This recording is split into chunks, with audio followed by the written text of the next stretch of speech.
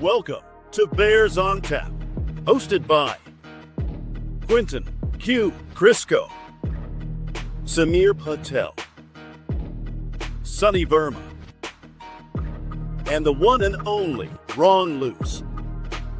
Bringing you all the news, analysis, and opinions on the charter franchise, Chicago Bears.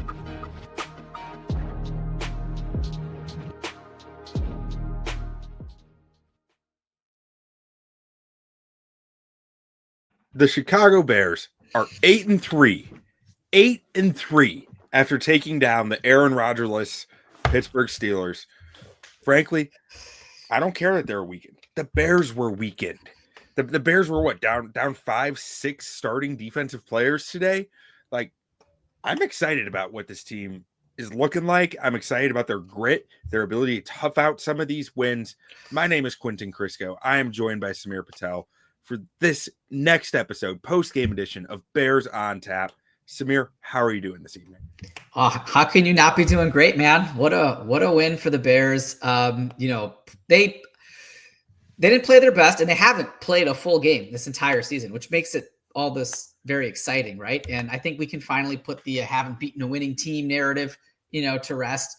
It's just exciting, man. And people that nitpick the team are not enjoying it, just enjoy it, man. Because where we were at this time last year, it's like night and day. So I am so thrilled. Every game is so much fun to watch, just from the coaching and the quarterbacks and the the playmakers. I feel like this team kind of just finds a way, and it's really fun to watch. It really is. And one of the things that I was most excited about today, and after the game, going to the game, I was nervous about this because I'm talking about Ozzie Trapillo. Yeah. Ozzie started his first career NFL game starting at left tackle today for Theo Benedict, who is out. And I don't think Theo's ever going to get his job back, frankly. Because it's when the game started, I was like, okay, I'm going to focus as much as I can on Ozzie in this game. And by the end of the first quarter, I was getting entrenched in the game and stopped focusing on it. But in that first quarter, I was like, this guy looks a lot more comfortable than he had. When he was brought in as the additional blocker, he looked very uncomfortable to me. He looked very he wasn't ready for the speed of the game, was how it felt when I saw him out there. So that's what I was worried about coming into this. But what I saw in that first quarter wasn't that. I saw a guy who looked pretty comfortable out there and was really kind of getting after it as a run blocker, trying to really move people, being very aggressive, and a lot more than I'd seen from him as that additional blocker. And in pass pro, he really looked just fine to me. There were no issues that I saw. And as we got to the rest of the games, obviously that was only the first quarter, but the rest of the game was you didn't hear his name, you didn't notice him, you didn't realize he was even out there, which is a beautiful thing because every week I notice that Theo Benedict's out there. Yes, you do. Yes, you do. That's the biggest compliment you can give to an offensive lineman, right? Is I didn't hear your name. We saw Wright get beat. We saw Jonah Jackson get beat, right? I was expecting a holding call or two from Ozzie. I just was, right? I mean, Highsmith being out impacted, had an impact for them for sure. But I was like, okay, even if Ozzie has one holding call, I'm not going to hold it against him. It's his first start. This is a very aggressive pass rush. But yeah, he held his own. Now, I'd like to hear your thoughts on, that part of it. The pass pro part, I think he was better than Theo, because Theo has, as we've talked about ad nauseum, struggled with the pass pro, but he's a decent run blocker, right? And the Bears didn't really run the ball as effectively as they normally do today. Do you think that had something to do with the Ozzie versus Theo switch? I do. I think from a pure standpoint of Theo's a better athlete. Yeah. Theo can be used in a lot of different ways in the run block as a run blocker. And also, because he's not Theo definitely isn't the most valuable run blocker on the team or anything. That it's not like they're asking him to do a ton of wild stuff, but you trust his ability to get into space. And also, just from a pure playbook standpoint, I think Theo is comfortable. I think the run play menu is more open with Theo out there than it is with Ozzie. I felt like the running plays were more dialed back this week. And I have to think that's because of Ozzy being out there and not as well versed in different concepts and different things like that. Now, you mentioned Highsmith being out, and that mattered a lot to me. Like it was like Highsmith is a very, very good edge rusher. But on the same note, man, Nick Herbig has 7 sacks, 36 pressures on the year. That guy was a beast today. For whatever you put into PFF grades, I don't really put a lot into them anymore, but edge rusher is one spot where I do feel pretty good about them. Very highly graded edge rusher. So like Herbig is no slouch either. That the Steelers just are 3 deep at edge rusher. It's so happened. So I'm impressed that we didn't hear Herbig's name more today. He did have a nice tackle for loss on a Monangai run, and he was out. He was pretty active today. I think he was the one that did have the neutral zone infraction or lining up offsides or something on one of the plays there. So I think Ben's game plan was really, really solid in terms of.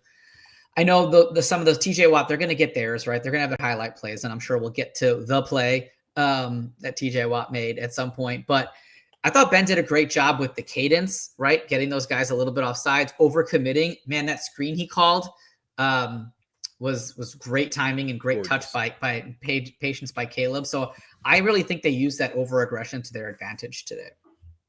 I think so too. And it's I don't know. I felt like today was a game where the running game wasn't working, right? Yep.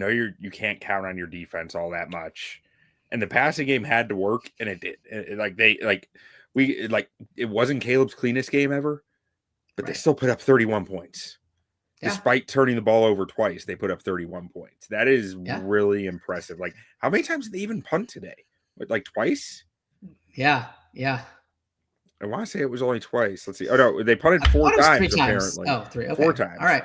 So they had a lot of possessions, but that means that they were essentially limiting the amount of time the defense was on the field for a lot of the game and scoring quickly, which that feels right to me. Like as far as what we saw today. So I don't know. I'm energized by this victory. This was a Steelers defense that has not been a great defense this year, but has a ton of talent and thought that they were turning a corner coming into this game. They thought that they just found some answers. And we saw a passing offense that to bring this a little bit back to Theo versus Ozzy. I don't think the Bears had to help as much in the passing game. I don't think so. I think that they were much more open in their ability to run their full passing offense because of Ozzy's ability to play more on an island. He wasn't on an island all game, I'm sure.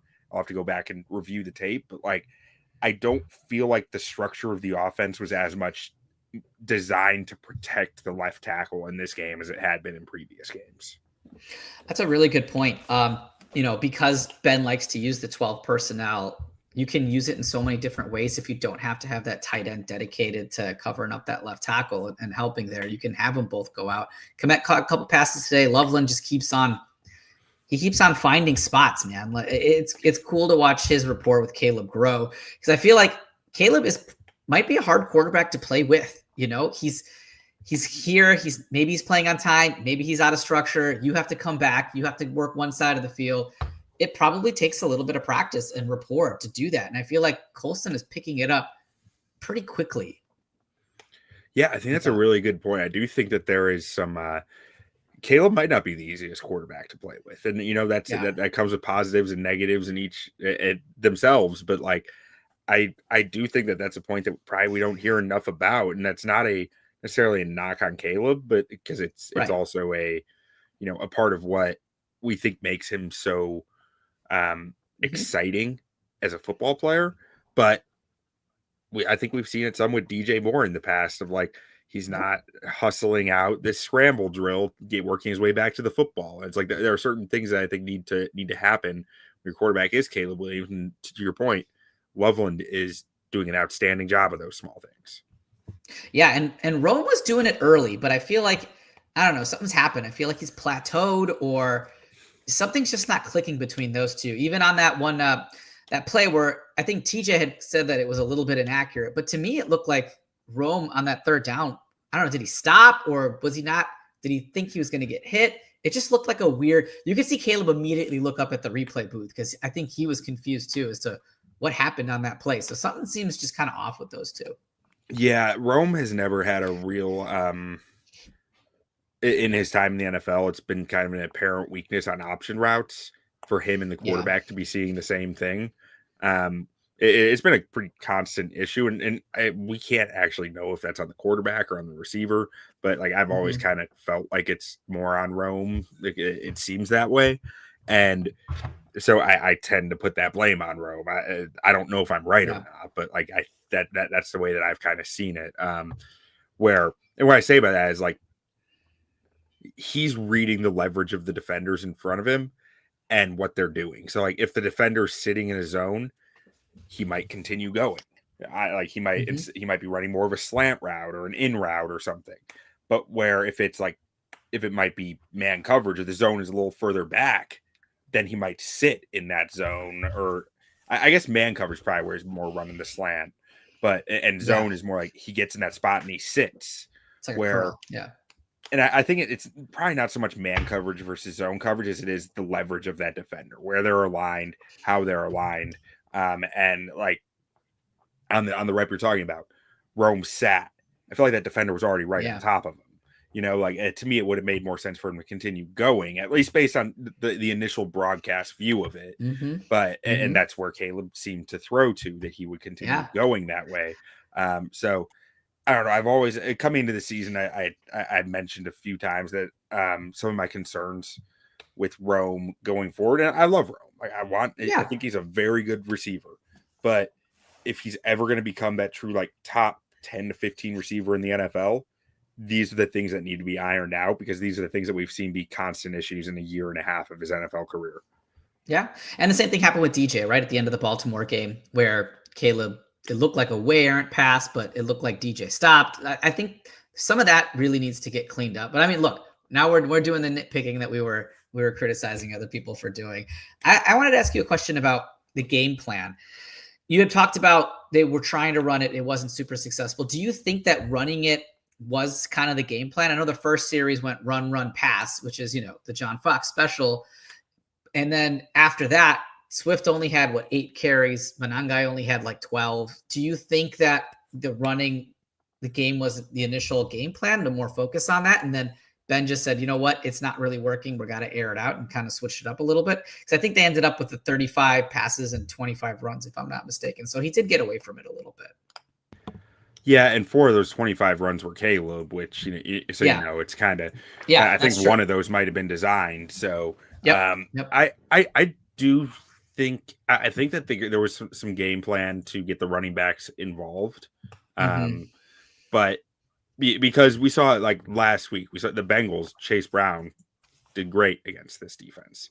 But at the same time, this is also a defense that receivers have had a good time against throughout the season.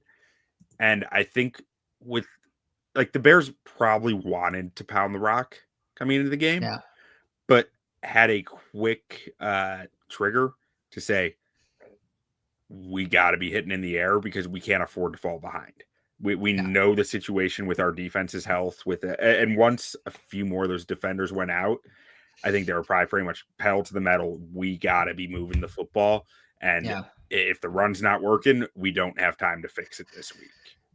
Yeah. That's what I love about Ben too, is he's, man, you can see pivots right in real time with first half, second half, what he's trying to do and what the game plans are. So it's pretty cool to see. One thing I did think was interesting is on that last offensive series, not the one with the kneel down after Brisker's tip, but the last meaningful one, he had Monangai in there instead of Swift. Normally Swift is his go-to guy, but he trusted Monangai there in that spot. So I thought that was pretty interesting from Ben Johnson. Yeah, no, definitely. I think that they're Monangai, like you mentioned, he got more carries than Swift today. He did, yeah. More touches and was really more efficient than Swift today, which I think makes sense. When I'm really thinking about it, I think of the Steelers as they are very powerful at the line of scrimmage defensively, very stout there. and their linebackers are going to get downhill and fill their run lanes fast. So like vision matters a lot with that, and your ability to find your spot and get downhill. And I think that's what Monangai is more successful at. And while Swift is more, he's gotten better, a lot better this year at getting downhill and finding his lane and getting downhill, but it's still hit or miss at times. And like today again was a game where I don't think you could afford many misses with that. Yeah. And like you mentioned, the vision, Monangai saw the cut that he needed to make to get that first down to ice the game. He just slipped, you know? Yeah. So I do think Monangai has, he's got some pretty good vision, and he's got a pretty good cut step. You wouldn't he's kind of like a little bit of a muscle ball, but maybe you don't expect that, but he's got a pretty good jump cut. I mean, he's not the fastest guy in the world, but he can be a little shifty inside those big bodies if he needs to be. Yeah. Now, Samir, you want to get to our first segment here for the show? Yeah, let's do it. All right. The baddest man. All right, Samir, who is your baddest man for the Chicago Bears today? So a couple options, but I'm going to have to go with Montez Sweat. He had those 2 sacks. He had the 1 forced fumble. I think he made Mason Rudolph uncomfortable. He should have had a 3rd sack. I don't know how that happened. So I would probably go with Montez Sweat. I think for a defense that was really, battered and bruised and weathered coming into this, he's been the guy that's been there the whole time. All the other defensive stars have been in and out. He needed to have a game today, honestly. Like if this was the time, man, you got to bring it. And he did. He had a pretty good game. First half, maybe a little slower, but it seems like this defensive line starts to pick it up as the game gets going. So I would go with Montez Sweat. Just on a depleted defense, he needed to show up, and he did. I think that's a great call. I mean, you mentioned the 2 sacks and the forced fumble. He had 3 tackles for loss on top of that too. So very nice game from him. For me, for my baddest man, I mean, part of like my first nomination, I guess, is Dennis Allen and the entire defensive coaching staff. Sure. Like it is hard to take your first string guys and week to week help them get better at certain things or find the holes in their game and find what they're good at and make that shine, right? Yeah. It's a lot harder to do that when they're guys you just signed last week. Crazy so, what he's doing. They deserve credit. My second nomination is probably DeMarco Jackson, wore the green dot today. 15 tackles, a tackle for loss. I mean, didn't do anything that would actually be like, that's a bad man, but like just kudos to him, right? He stepping up, man. He had to communicate to the whole defense, guy that's really new to this team, really new to this roster, this scheme, and it clearly did an outstanding job of communicating everything. But ultimately, I have to go with a guy who has been the nicest man a lot. I think okay. And that's Nahshon Wright. Yeah, all right. Nahshon Wright had a hell of a football game. He did. And he did. He's had some success in the past, but let's be honest. A lot of that was interceptions covering up for games that were probably really rough, right? Yeah. It was like making up for moments where it was like, oh, he got burned there. There was not a moment like that today where it felt like Nahshon Wright was a liability on the football field. He just played a hell of a football game. First quarter, Steelers come out in this game. One of their very first plays of the game, they're saying, we are going right at that man. Yep. Beautiful. And he picks them off. That is a statement. That is beautiful. And then he doesn't get burned at all in this game, I didn't think. On top of that, he comes with the big run stuff late in the game. Yeah. And even on the goal line, like the Steelers end up getting it in for a touchdown. 3 minutes after this, because they had to keep on running it over and over. He gets DK Metcalf to hold him because he is in a good position. And DK Metcalf says, this guy's about to blow up the play unless I do something. Holds him, gets the flag, pushes the Steelers back, and burns 3 more minutes off the clock. Huge game from Nahshon Wright. He was cornerback 1. He was cornerback 1 for most of this game. And good, great call. Yeah, I'm a part of me is like, he's going to get paid this offseason. Yeah, Bears aren't going to be able to keep him. They're not going to be able to keep him. And I frankly, like, for whatever he's getting paid, I don't know that he's worth keeping because, like, Yeah. 7 interceptions, he's gonna get more money than probably makes sense. And I'm glad for him that he will, and I hope that he does live up to it. But he's earned every dollar of that in my mind because he has found ways to get that football in his hands, and his length is a real problem at cornerback for all the questions that you might have about how leggy he is and his ability to kind of change direction. And the Steelers really stopped taking deep shots. Like, they were not throwing it past 10 yards a lot at all. It was a lot of like sweeps and middle of the field stuff. Washington on the outside. They really weren't testing the Bears secondary much after that first quarter, really at all.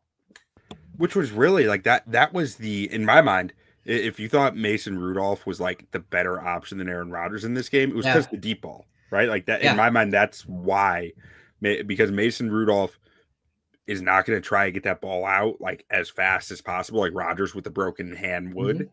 And also he probably just has a stronger arm than Rodgers at this point. Maybe like it might be questionable, but I would think that he has just a more capable deep ball than Rodgers, at Rodgers being like 41 or whatever he is now. So we won't take that away that quickly. That was big because it took away any advantage that they had from Rudolph being the starter potentially. Yeah. But let's go ahead and get to our next segment here. The nicest man.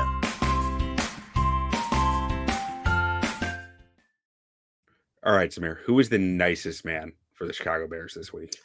I'm going to go the other side of that with Nick McLeod. I feel like that guy, every time he's on the field, he struggles, whether it's PIs or just getting juked. Calvin Austin juked him out of his cleats on that one. Was it 4th down or was it a 3rd down? I don't remember, but he does struggle every time. And I hate to pick on him because he's thrown into these situations with Tyreek getting hurt and all that, but like he does struggle. And I don't know if you can really continue to put him out there in those situations. He had a rough game. Do you have a choice? Yeah, I don't know. I mean, I don't know. It's kind of like you're stuck with it, right? And it doesn't mean, like, I think it's a good choice. It's a good selection. Yeah. But like I don't know if signing someone off the street is a better answer either. You know, like it's kind of, and you hope that next week you get Jalen Johnson and Kyler Gordon back, and that answers a lot of this. And hopefully Tyreek is good to go. But if not, like, we've lived with Nashawn Wright for this long. I would be very comfortable at this point with Jalen and Nashawn and Kyler. Like, I would be comfortable with that. Yeah, go a long way. But hopefully we're not seeing too much more Nick McLeod out there, and he can really focus in on special teams, which is really what he was more signed to do. Which is fine. Yeah. Do that. Yeah. For me, let's think here. Like, as far as the nicest man, I have a hard time going with many guys on the defense outside. Like, I think McLeod was a good option. And I feel bad picking on him. It's not his natural role, but it was evident, right, that he was struggling a little bit. I think Ruben Hippolyte was like the Steelers might have been a little sad when he exited the game because he was kind of just a runaway train towards like he was nothing at times. There was that long run. I forget, I think it was Gainwell, not Warren, but it looked like Ruben just didn't know he was supposed to be on that side of the field. Yeah. I was like, why is that so wide open? Oh, I see. Yeah. We didn't have contain on that. But ultimately, I'm gonna go with DeAndre Swift. Because Swift, I mean, we're talking like, let's look at this. 1 catch for 4 yards, 8 rushes for 15 yards, and not great. To in the comments to this point, one of the reasons he might have seen less of the football later in the game, think the fumble got Swift in the doghouse. And I think that's a very fair statement. Like, that fumble was bad. Like, was really tough. And like, let's see, it felt like a big turning point in the game too, right? Like, it was like, because the Bears were down 14-7. You just had the fumble in the end zone by Caleb that the Steelers recovered. And the Bears are trying to answer that. And Swift fumbles, like, and that had the potential to send you down 21-7. Like, truly, good thing that the Steelers turned it over on downs, going for on 4th and 1, because that it would have been a tie game, like, just based on final score. they kick a field goal there. It's 31-31 at the end of the game. Obviously, stuff changes, like how the game script would go would change, but like that, those 3 points ended up mattering. And if the Steelers did kick the field goal instead of going for it on 4th and 1 and not getting it. Yeah, there was some interesting calls that Tomlin had that I was like, I'm glad you're doing that, Yeah. So it was interesting. But no, that's a good call on Swift. And I wonder if that dynamic is going to change now moving forward, if it was just a 1-game thing. I don't think Ben's necessarily married to anything. I think he's just like, we figure out what works and we do it, and there's almost like people can be positionless at times too. So that's what's really fun about this team. Yeah. Now let's talk a little bit about, just because I mentioned it and you mentioned it a little earlier, the fumble in the end zone by Caleb, just because I think that fits in this nicest man category, because it was a similar moment. Caleb, I think, redeemed himself later, but Darnell Wright got a little beat on the outside. Like he held up long enough where you're like, if a fumble didn't happen, you're like, you got beat a little, but like you were okay. But because it results in the fumble, it turns into more like you got beat a little and it ended up really bad. Like, but at the end of the day, Caleb probably needed to have that ball out sooner. It was kind of my view on it. And obviously I couldn't see all the receivers or anything. I don't remember. I do think might have been Loveland was just kind of alone for a check down and Caleb didn't find him. But frankly, I think when I was watching that through during the game, Wright has really only been beat a handful of times this year. In pass pro. Like that, to that degree. And TJ Watt, he's gonna do that to even some of the I mean, he had a hold on Watt as well that could have resulted in something disastrous had he not held him too. So a couple times there. But so I think Caleb, there's probably a sense of security on the right side for him that he just probably wasn't as aware of it as it was happening as he probably should have been, where like that just happens. I get it. Like that is kind of a football happens moment for me. I wish Caleb had gotten the ball out or just been aware enough to know I can't move backwards against this. Just get down. Don't go into the end zone. Just get down. Fine. You get sacked. You lose 6 yards. Just don't go into the end zone, with TJ Watt there. So I think he was just trying to do too much. And I mean, he's going to do that. That's what you got to live with Caleb Williams, right? Like he's going to get out of some of those and then he's going to catch him. It's going to bite him in the ass occasionally. I mean, we're 11 games in the season. This is the first one. Like, I can live with it. I can live with it. I mean, like, it sucks that it resulted in 6 points, right, for the other team. But yeah, I totally get what you're saying. There was, I thought Caleb had 2 bad plays, and then one I was like, what are you doing? That was the fumble was one of them. The other one was on that last series when it was 3rd and 7, and Ben called a pass play. You cannot throw that ball to the sideline there for an incomplete pass and stop the clock. Now the Bears got lucky that there was an injury timeout, and then the Steelers had to burn their last timeout. But like, Caleb, you cannot throw that. His sideline passes have a very low completion percentage as it is for whatever reason. But you have to be smart enough there to be like, I'm not going to throw this 1,000 miles an hour like I normally do. This is the situation where I just run, slide, make them burn their timeout. It's okay. I thought that was a really poor decision. The other head scratcher for me was and this isn't a big deal, but in that first quarter, he was scrambling. It looked like he could have gotten the first down, and then he just like stepped out of bounds, like a yard short of it. And I was like, did he not know where the sticks were? That was a little confusing as well. But other than that, I thought he played fine. He had some misses, obviously, but he also had some big boy throws. Like it was a normal Caleb Williams game, kind of aside from those items. Yeah. On the one where he stepped out of bounds, I think that was after he got like smacked by Jalen Ramsey, right? Like early in the game, he got smacked by Jalen Ramsey for not stepping out fast enough. Oh, I thought that was before that happened. Okay. Was it? Okay. I could be thinking of a different instance too. That wasn't probably as high leverage, but I thought it was after, and that was kind of, I thought it's like, just don't take the hit. Like I'm okay. Yeah. Don't take the hit. Fair enough. At least if the one I'm thinking of was like 2nd down going into 3rd down. So it was like, okay, you have another down to get this. Like I get it. Now the late game incompletion. Correct me if I'm wrong. Was there a guy like right on him as he was. I thought there was a guy pretty close proximity to him. There could have been, but even then, I would just be like, just fall down. Right? I agree. I mean, I agree. Yeah. So Yeah. that's where my thought being in that moment. It was like, I'd rather you just take the sack there. Just take the sack, fall down. It's okay. Actually, you know what? Sorry, it was one more. It wasn't the stepping out of bounds was the third thing. The other third thing was the delay of game. I was like, what happened with that? That was pretty bad. That was he got tunnel vision. And it's the first time this season that it's happened. So like I'm generally okay with it in a new offense if it hasn't happened. As long as it doesn't become a habit. But like the Steelers and there's something we talked about pregame, very veteran secondary who can do a lot of things that are gonna toy with you. Mm-hmm. They toyed with him and it worked. And he got tunnel vision trying to figure it out and lost track of the clock. Like that, not good. You don't want it to become a habit, but like because it hasn't really been a recurring thing this year, I'm not too worried about it. I guarantee you, going into Black Friday, Vic Fangio is going to see that and he's going to go like, "Oh, we're gonna have fun with this." If he doesn't fix it, so hopefully he's on his P's and Q's for it going into next week.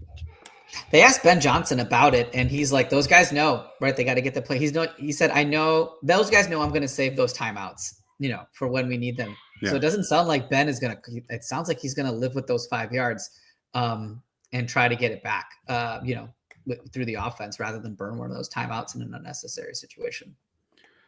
All right, Samir, you ready to get to our next and final segment here? Let's do it. All right. Keys to victory.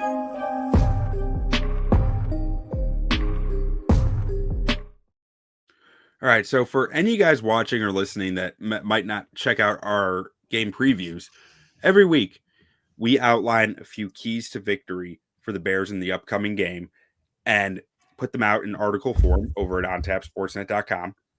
And then in the post game, we review those and say, did the Bears execute this? Did they not? Did it end up mattering? Was this a good key, a bad? Like, did it make sense? Or in hindsight, was it a miss on our part? So our first key to victory here, key number one, was to get DeAndre Swift going early and often. And this was primarily a nod to Chase Brown the previous week against the Steelers, who had big numbers against this team, receiving and rushing, where it was like, okay, that might be something they're able to take advantage of. Samir, do you think this was a good key? And do you think they did? It was a good key. They didn't obviously do it as we just talked about. They couldn't really get Swift going, and it's not because Kyle was going either. I mean, Kyle had 4 yards per carry, 12 for 48, which is nothing to write home about either. So I would say that while it was a good key to victory to keep some of that pass rush heat off of Caleb, especially if you're starting a brand new left tackle, I don't think it was materialized. Yeah. And I guess I should also note, like, for these keys, we do them on Tuesday. So this week is a little different because, like, if we knew that the linebackers were all gone and that Jalen definitely wasn't playing, then it might have been a bit different of a thought process with our keys in this one, which typically we've been a lot closer on these, but that one is tougher, but they're, I guess, a bit tougher looking, but it was the information we had at the time, right? But so for our second key here, key number 2 was that the receivers must stop thinking and start making plays. And this one was Brendan's, and he was talking about, it looks like these guys are overthinking everything. They're overthinking their positioning, they're overthinking their timing, and like all that stuff is very important. But at the same time, they just need to play football because, like, we're coming off the drops of the previous week and how often they were off their spots, off their marks, and like it was just creating issues within the offense. These guys need to just feel the flow of the game to an extent. How do you think this key went for the Bears this week? I think it went well. There wasn't as many obvious drops. I know Rome had one on the sidelines that got punched out. Great play by the defensive back. There was a little bit of miscues like we talked about on that third down with Rome crossing. But, I thought DJ found space where he needed to. The touchdown throws were great. They didn't drop any of those. There was no obvious like drops or gaffies like that. So I think the receiving core stepped up in terms of their gameplay. I think so too. And I think looking at it, Rome, DJ, Loveland, and Burden all had 3+ catches. They all had 5+ targets. That's a winning Great. thing to me. When you're spreading the ball around that much, each of those guys having 5+ targets, that's huge. Something that's interesting here to me, though.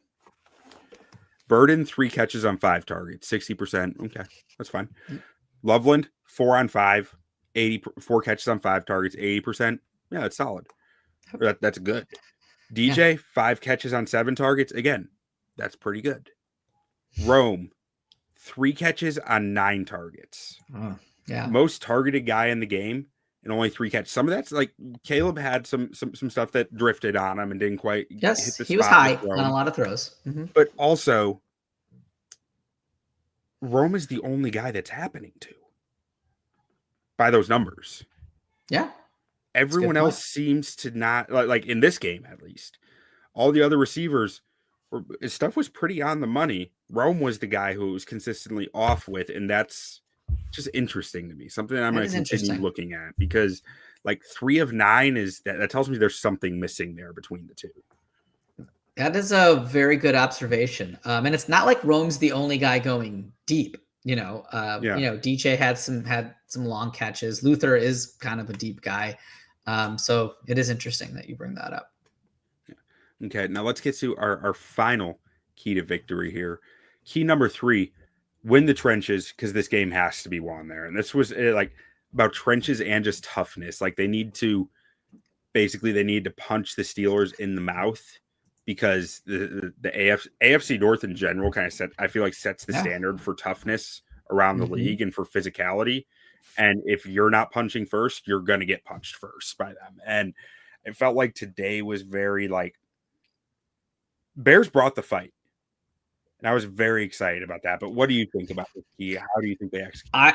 It was obviously, the key is great. It makes sense. I thought it was kind of a wash. I think both teams traded haymakers in the trenches. I thought the Steelers brought it in the first half.